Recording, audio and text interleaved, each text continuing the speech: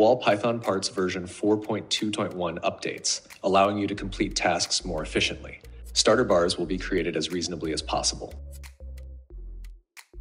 Stirrups can have different types: closed stirrups, open stirrups, and starter bars, or open extend stirrups.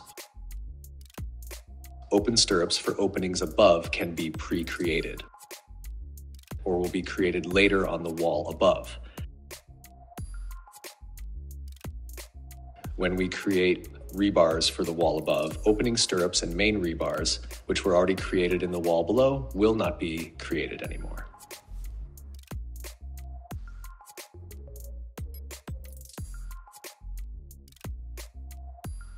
For more details, please visit our channel to get to know how to use ALLTO Python parts.